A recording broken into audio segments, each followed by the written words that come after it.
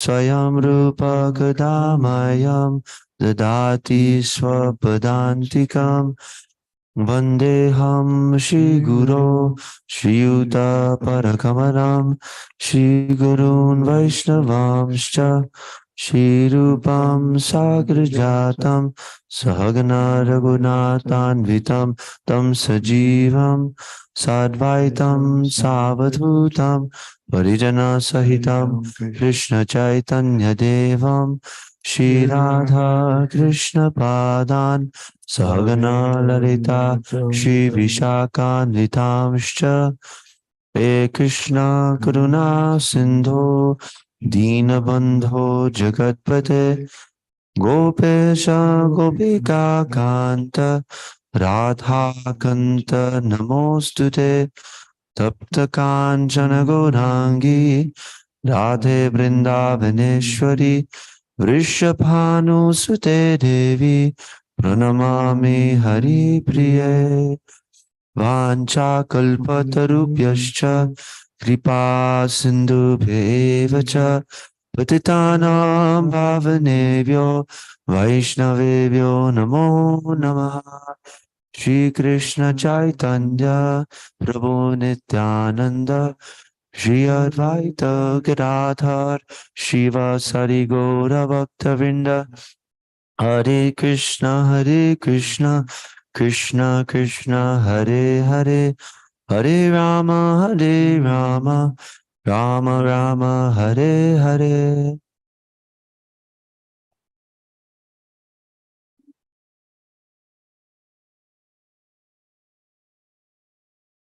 Bhagavad Gita, Chapter 6, Text 16.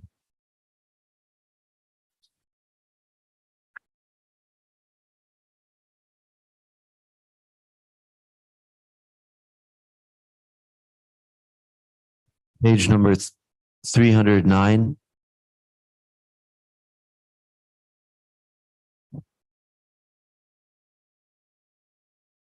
Okay, chanting Sanskrit and translation in unison. Chapter 6, text 16, page 309. Natyashnantas tu yogosti nachaikantam ananshnataha nachati swapnashilasya jagrato naivacharjuna. Translation. There is no possibility of one's becoming a yogi, O Arjuna, if one eats too much or eats too little, sleeps too much or does not sleep enough. Text 17. Yuktahara viharasya yukta cheshtasya karmasu yukta swapnavabodhasya yogo bhavati dukhaha. Translation. He who is temperate in his habits of eating, sleeping, working, and recreation can mitigate all material pains by practicing the yoga system. Text 18. Yadha viniyatam chitam atmani yeva vatishtate nispriha sarvakamebhyo yukta ityuchyate tada. Translation. When the yogi, by practice of yoga, disciplines his mental activities and becomes situated in transcendence, devoid of all material desires, he is said to have attained yoga. Text 19.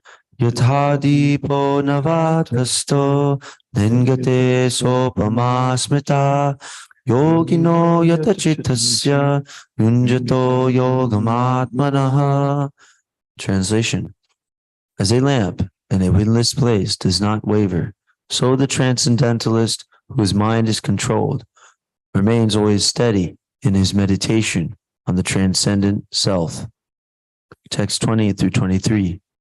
Yatro paramam chitam nirudham yoga sevaya yatra chaivatmanatmanam pashyam atmani tushyati sukham adyantikam yattad buddhi grahyam atindriyam beti yatra na chaivayam sitash chalati tatvatah yam tadva cha param labham manyate nadikam tatah yasmin stito nudukena guru napi vichalyate tam vidyatuka samyoga viyogam yoga samgyatam.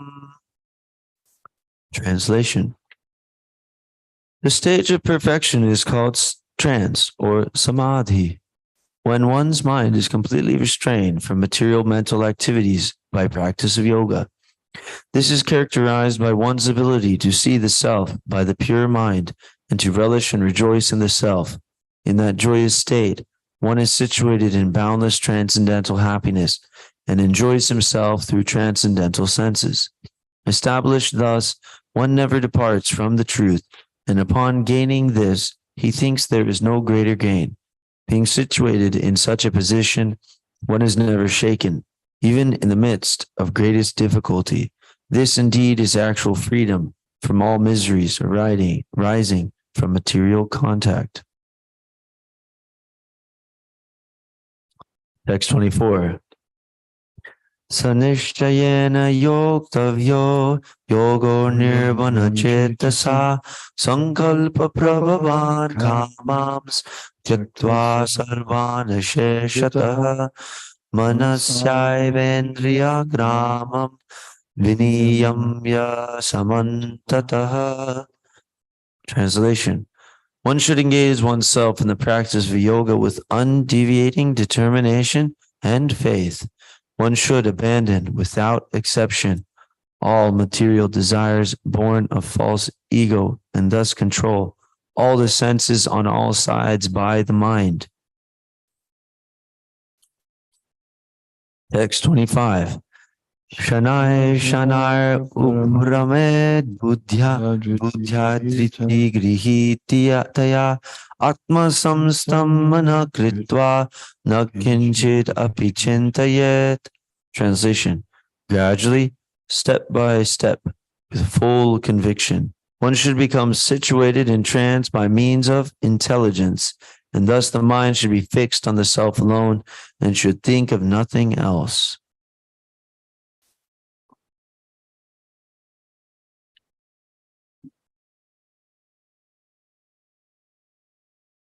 Chapter 6, text 16, page number 309. Translation. There is no possibility of one's becoming a yogi or Arjuna if one eats too much or eats too little, sleeps too much or does not sleep enough. Purport. Regulation of diet and sleep is recommended herein for the yogis. Too much eating means eating more than is required to keep the body and soul together. There is no need for men to eat animals, because there is an ample supply of grains, vegetables, fruits, and milk. Such simple food stuff is considered to be in the mode of goodness according to the Bhagavad Gita. Animal food is for those in the mode of ignorance. Therefore, those who indulge in animal food, drinking, smoking, and eating food which is not first offered to Krishna will suffer sinful reactions because of eating only polluted things. Bhunjate te bhagham papa ye pachantyatma karanat. Anyone who eats for sense pleasure or cooks for himself, not offering his food to Krishna, eats only sin. One who eats sin and eats more than is allotted to him cannot execute perfect yoga. It is best that one eat only the remnants of foodstuff offered to Krishna. A person in Krishna consciousness does not eat anything which is not first offered to Krishna. Therefore, only the Krishna conscious person can attain perfection in yoga practice, nor can one who artificially abstains from eating, manufacturing his own personal process of fasting, practice yoga. The Krishna conscious person observes fasting as it is recommended in the scriptures. He does not fast or eat more than is required, and he is thus competent to perform yoga practice.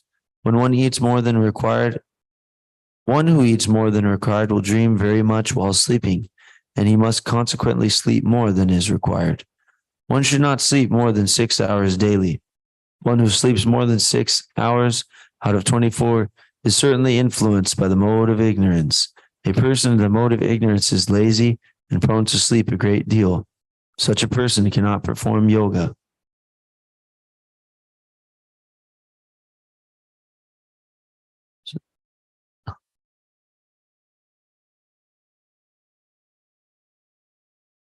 Oh, maybe I can say a little something. Okay. We're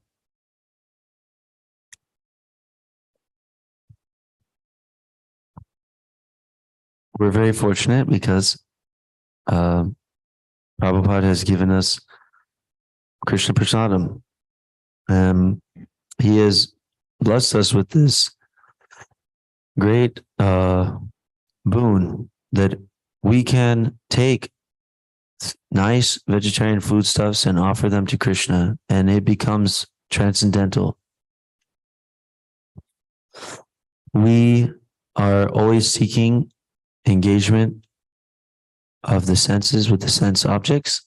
And when we do so with transcendental sense objects, such as food offered to Krishna, or the form of Krishna in the temple, or the painting, or the sound of Krishna's holy names, the forms of Krishna's devotees, if we touch the bodies of the devotees, if we clean Krishna's temple, we contact Krishna's temple, we pay obeisances with the temple room floor. All these contacts of the objects of the senses with the senses is liberating, which we have been speaking about. This verse specifically speaks about sleep and eating. So before we came in contact with this Krishna consciousness movement by the grace of Srila Prabhupada, we didn't know that we were incurring sin just to feed this body. At least that's my experience. I definitely didn't know. And when I first heard this, I thought that was kind of interesting because there's kind of like this feeling like, well, I have to eat. Isn't that kind of not fair? You know, there's like, I have to incur sin, or I'm sinning just to feed my body. But this body itself is a symbol of sin in one sense. This body, having this material body, means that somehow we have transgressed the laws of God, and we have moved away from a state of harmony with His will. So what we can understand is that when we're in this material world, by the Lord's arrangement, we must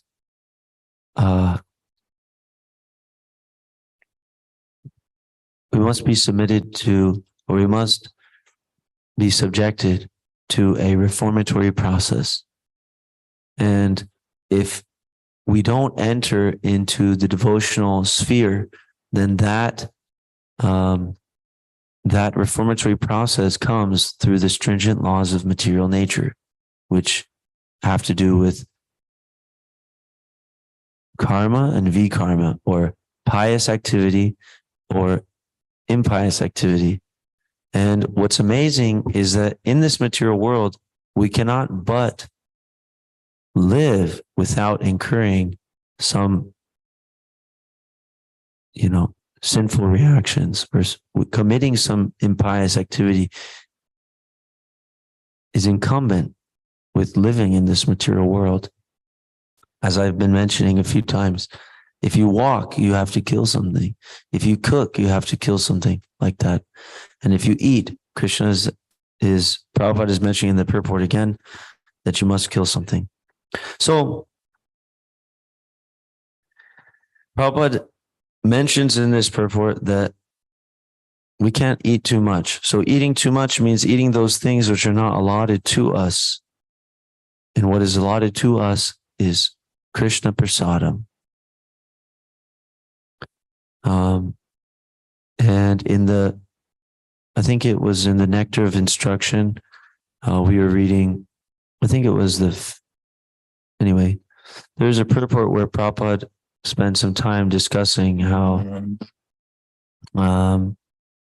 we should only chant Hare Krishna, practically speaking, and take Krishna Prasadam.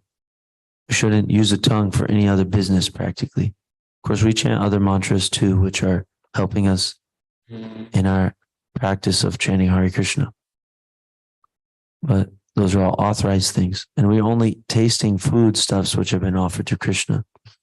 And that's very important on our advancement, on our path of advancement towards Krishna consciousness, is to limit the activities of the tongue.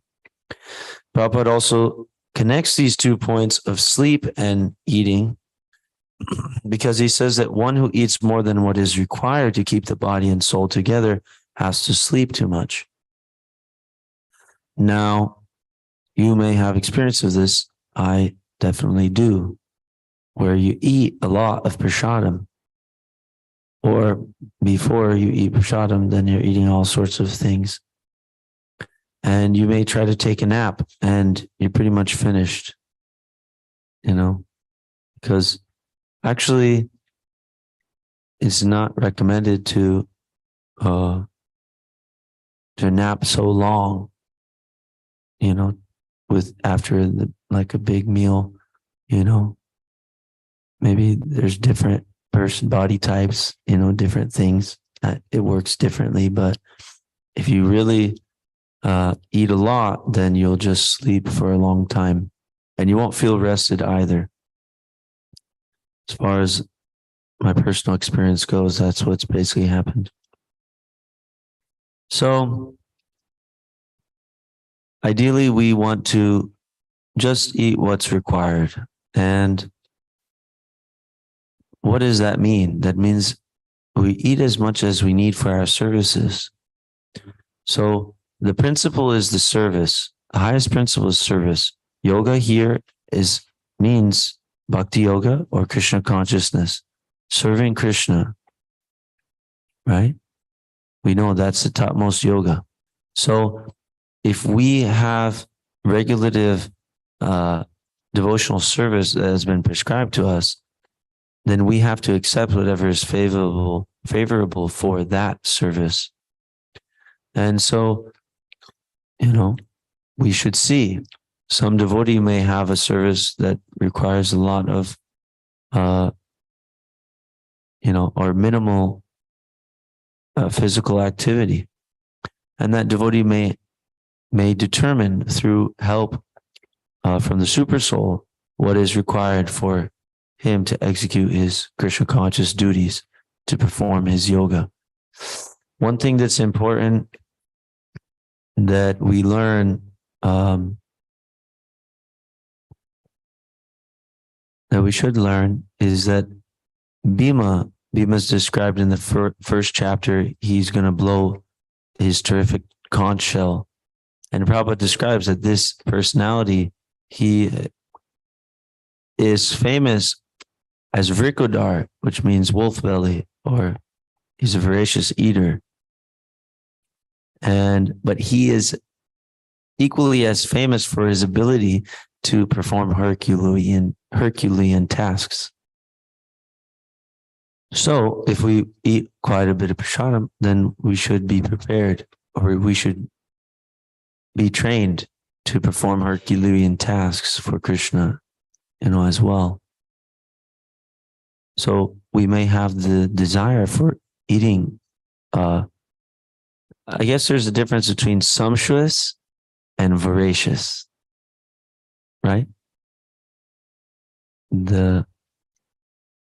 Prabhupada often said that, like at a festival or something, Krishna book, like the brahmanas were fed sumptuous prasadam, and then the word voracious, so is,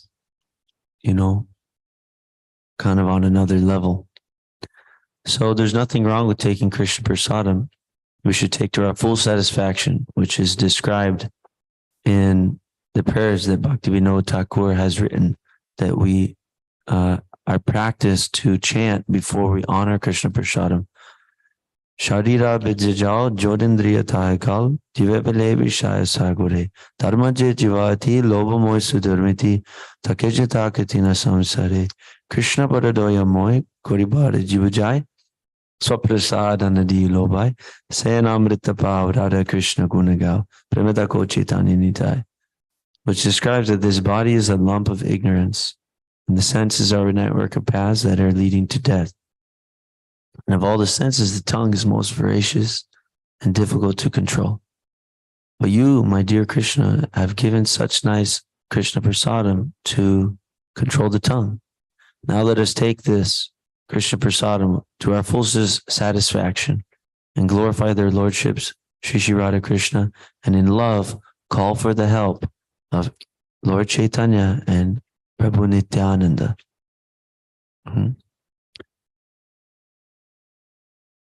So we're very fortunate that Krishna has made this arrangement that any man, any person, anywhere can offer nice things which are easily available to him. He accepts them. He accepts them by his guarantee in chapter 9, text 26. He says that if you offer me love and devotion, a fruit, flower, leaf, or water, I will accept it. So by his guarantee, he actually accepts those things, and we can satisfy the voracious tongue with that Krishna prasadam. And the tongue, the belly, and the genitals are in a straight line. This is discussed in Nectar Devotion as well. There's different urges of the body and mind. And if anger is there too, if one is victimized by such urges, then he'll fall prey to Maya, If one succumbs to the urges of the body and mind, then he'll be swept around by the material energy. But if one practices this simple art of just taking Krishna prasadam, he may be able to conquer the material energy by the Lord's grace. Prasad means mercy. So don't lose this opportunity. Take as much prasad as you can handle. In one sense, that means digest. Or in one sense, and if you want to digest, then you may have to take advantage of the arti to do more dancing. That helps a lot. Keep body and soul together. This is the essence. So keep the body and soul together. So we don't want to cultivate our material desires. As we were hearing later on in this, we have to give up. Yeah, that's the verse. Text chapter 6, text 24. One should engage oneself in the practice of yoga with undeviating determination and faith. One should abandon without exception all material desires born of false ego, and thus control all the senses on all sides by the mind. So,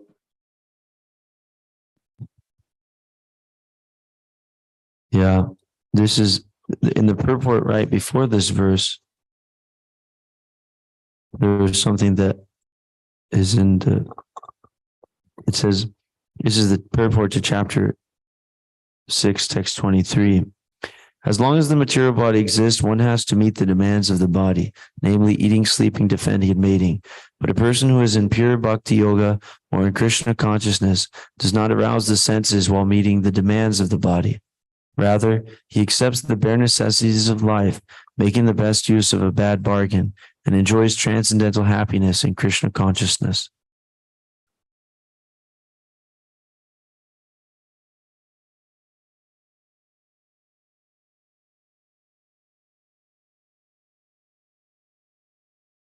So, I'm definitely not there, but we try.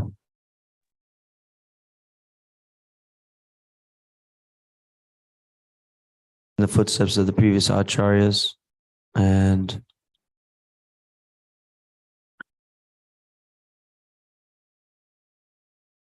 we give up the association of non-devotees.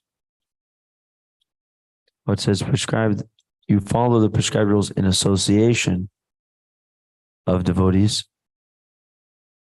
Yeah, Prabhupada gives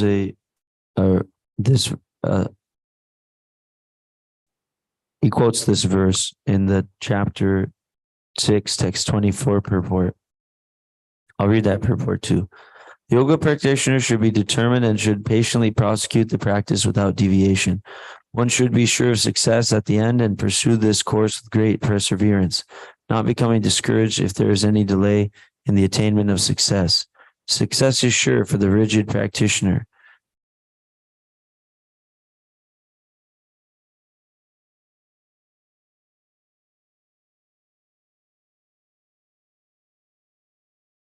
Shadved Bhakti Prasidyati. The process of Bhakti Yoga can be executed successfully with full-hearted enthusiasm, perseverance, and determination by following the prescribed duties in the association of devotees and by engaging completely in activities of goodness. As for determination, one should follow the example of the sparrow who lost her eggs in the waves of the ocean. A sparrow laid her eggs on the shore of the ocean, but the big ocean carried away the eggs on its waves. The sparrow became very upset and asked the ocean to return her eggs. The ocean did not even consider her appeal. So the sparrow decided to dry up the ocean. She began to pick out the water in her small beak, and everyone laughed at her for her impossible determination. The news of her activity spread, and at last Garuda, the gigantic bird carrier of Lord Vishnu, heard it. He became compassionate toward his small sister bird, and so he came to see the sparrow. Garuda was very pleased by the determination of the small sparrow, and he promised to help. Thus Garuda at once asked the ocean to return her eggs, lest he himself take up the work of the sparrow. The ocean was frightened at this, and returned the eggs. Thus the sparrow became happy by the grace of Garuda. Similarly, the practice of yoga, especially Bhakti Yoga and Krishna consciousness, may appear to be a very difficult job, but if one follows the principles with great determination, the Lord will surely help, for God helps those who help themselves.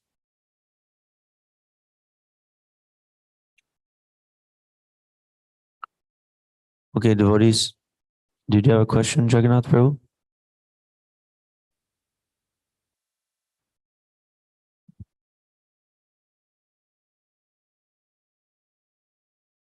So, I had a question about sleeping and eating. So, this sleeping and eating less, does that happen automatically, or excuse me, or should we endeavor try different strategies to sleep less? Because I'm trying something now and I'm sleeping less, but I've noticed I've been eating more.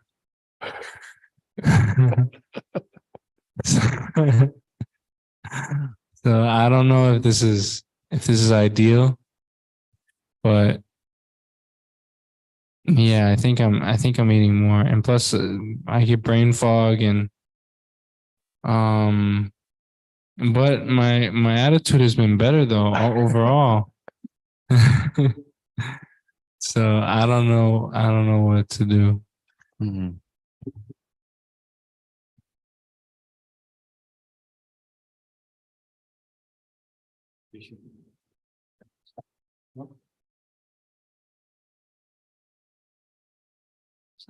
It's gonna be.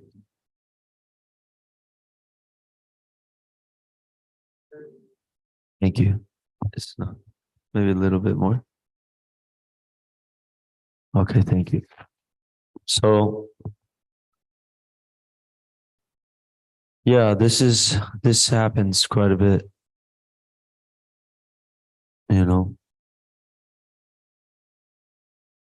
if you want to sleep less, then in general we have to kind of harmonize our eating with that too.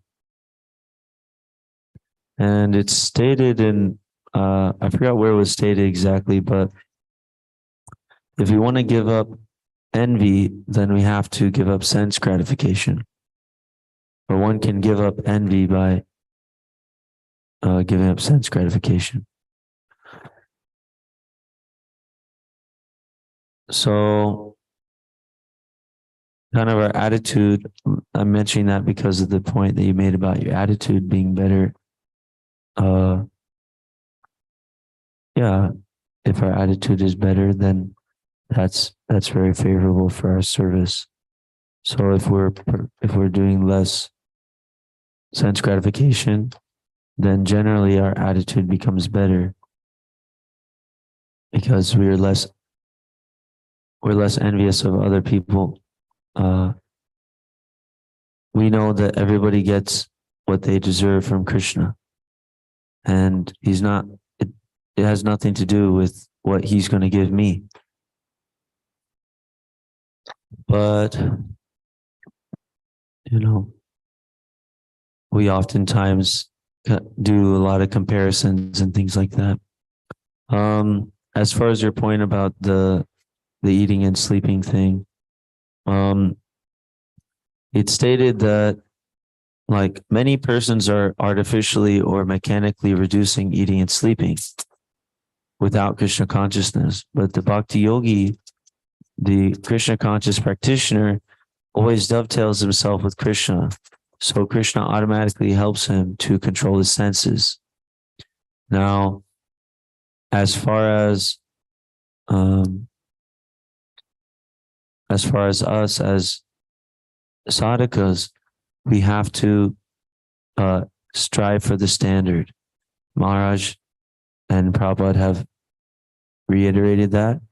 Keep body and soul together. So we just have to keep that in our sights. We have to keep that in our sights and strive for that. That's not material, because that's the instruction from the acharyas. So the main thing is that we're not doing it for any other reason than to please Krishna and the acharyas. And when we try to please them, then Krishna will help us do so. Right? He will give us the understanding. This has been quoted a few times recently, but Tesham satata yuktanam vajatam pritipurvakam dadami buddhi yogam tam yanamam upayantite. That it's chapter 10, text 10, that those who are constantly devoted and worship me with love, to them I give the understanding by which they can come to me. So Krishna will elucidate all the information. And yeah, those are some points. As far as, it's a work in progress. We just keep praying about these things. We shouldn't sweep it under the rug, the overeating thing or, oversleeping thing. We should know that it's part of our service to manage these things nicely. We can't just ignore it. We add it to our prayers.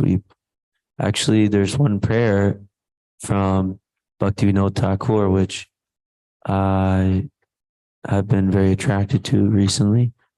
And it's the Ohe Vaishnav Thakur. I don't know it so well, but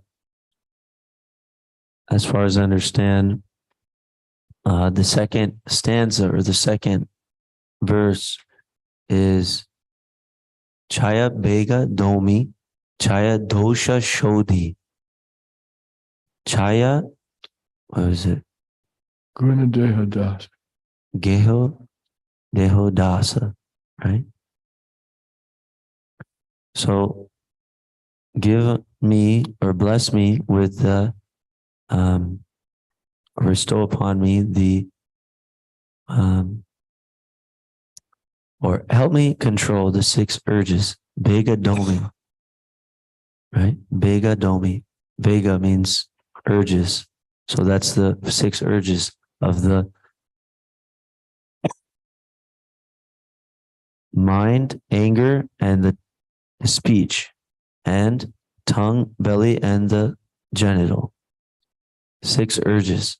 Then he says, Chaya Dosha Shodhi, which means 6 faults. Help me become free from these 6 faults. 6 faults are discussed by Rupa Goswami in that same Nectar of Instruction. And he says that we have to become free from Atyahara prayasascha prajalpo niyamagraha janasangaschalolyam cha. What was the last one? Shadvir Bhakti. Shadvir Vinashiti. Bhaktir Vinashiti. Right? So we have to become free from Atyahara, which means over collecting or overeating. So Bhaktivinoda Thakur, many of his prayers, they're perfect just for us, practitioners of Bhakti Yoga. So he prays to the spiritual master, O he Vaishnava Thakura Doyara Sagara. What was the last one? Edashe Karuna Kori Diapara Chaya Deho Eo Maya. I forgot the rest. So we pray to the Vaishnav Thakur to become free, to get a drop of his mercy, right? And we hold on to his lotus feet. That's what we got that example in real life. Humble devotee showed us what it looks like. So, of course, Prabhupada is showing us the prime example of what it looks like to hold on to the lotus feet of a spiritual master. And Bhaktivinoda Thakur is praying to the Vaishnava to become free from the 6 faults. So we add it to our prayers. We can pray for help with these things. And we continue our service with determination, patience, confidence, enthusiasm, like that. And Krishna will help us on the way. So we must never give up striving for the ideal standards. And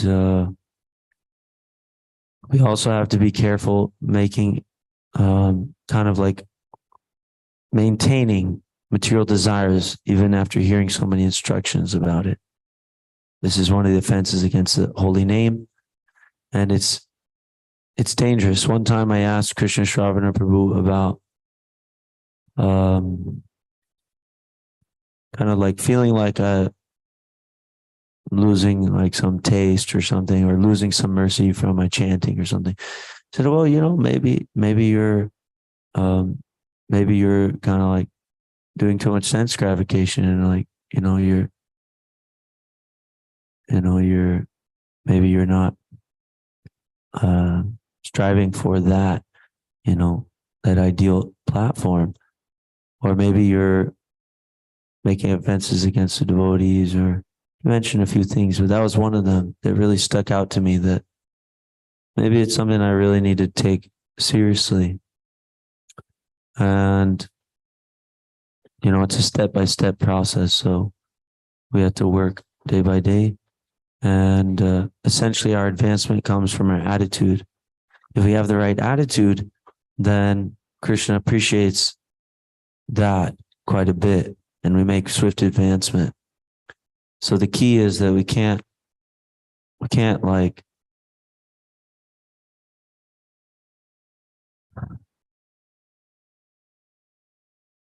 develop like an envious spirit towards Krishna in the regulations.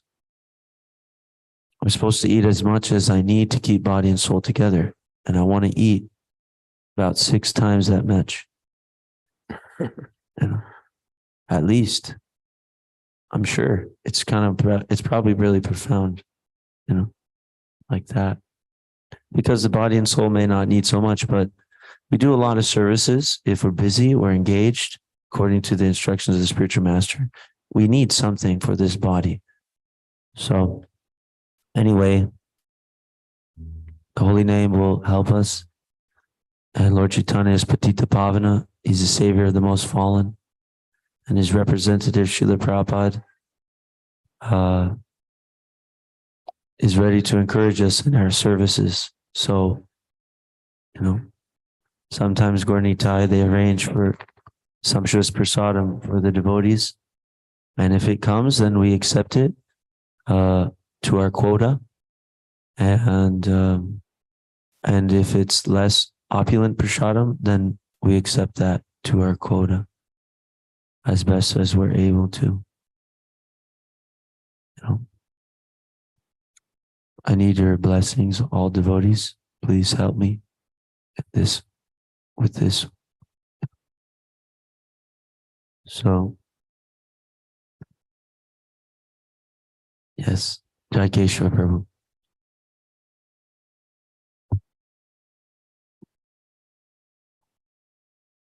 Hare Krishna.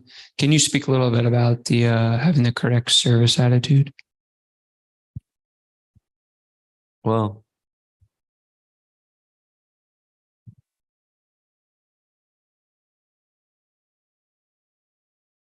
service attitude is meant to be learned at the Gurukul from a young age.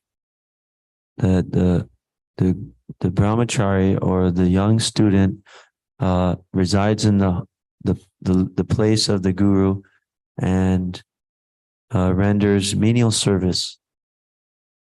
So the devotee should be ready to offer all types of services to the spiritual master and his representatives, which include all the devotees. And we hear also from Lord Sri Chaitanya Mahaprabhu that we should develop a certain type of mood which will lead us to the perfectional stage, which is Trinadapi Sunichana Trodapi Sahishnana Amanina Amanadena Kirtanya Sadahari. So we must become humbler than a blade of grass, more tolerant than a tree, devoid of all false prestige, ready to offer respect to all others, expecting none in return. In such a humble state of mind, one can chant the holy name of the Lord constantly. So we're meant to be the servant of the servant of the servant. Lord Sri Chaitanya Mahaprabhu declares that he's not part of any of the 4 ashrams or varnas. He's simply a servant of the servant of Krishna, right? Das anudas anudas. Or servant of the servant of the servant of Krishna. And we can take that, we can remove it 1,000 times. And the more and more we feel ourselves as a servant, the more and more actually we're spiritually elevated. And the more and more we feel ourselves a master, the more and more we are actually contaminated by this material atmosphere. Everyone is trying to be the Lord of this material world and all the energy here. And the devotee is trying to be the servant of everyone and everything, because he knows that all persons are coming from Krishna and all things are Krishna's energies. So the Uttamadhikari is on that platform and feels himself more fallen than all other persons, even those who don't even serve Krishna in one sense. But we as sadhakas, we're striving towards the middle platform, which Madhyama Adhikari platform, which is where we develop four ways to approach the different devotees. We worship the Lord. That's described in chapter 9, text 34. Manmana bhava madbhakto madhyaji mam namaskaru mame vaishyasi yuktvaivam atmanam matparayanaha. That we always engage our mind in thinking of Krishna, we worship him, we offer obeisances unto him, and therefore we will go to him. The middle class or the second class devotee, or middle class devotee also develops friendships with the devotees. right? So we have an attitude of friendship or cooperation with the devotees of Krishna who are also serving the Lord. This is mentioned in Nectar of Instruction that those who chant the holy name should be respected. Those who have been initiated should be offered obeisances. That means that we are servants of them. And the Uttamadhikari should be served and we should seek their association with great enthusiasm. That's the topmost devotee, pure devotee. So we should become friends with all those people and help them in their services, and they also help us. Then we should become, we should ignore or we should avoid the envious persons because they can distract us or discourage us on our path of devotional service, and we can also cause each other to make offenses. Then the last class is that we should help the innocent people. We should develop a mood or an attitude of being an assistant to the compassion of the acharyas and ready to bestow this highest gift of knowledge to all persons who are ready to receive it. And they show that by being willing to listen or cooperate or participate with our humble provocations to engage in the Lord's service. So those are some points about attitude. I'm sure a lot more can be said. Thank you so much, devotees. Bhagavad Gita ki jai, Srila Prabhupada ki jai.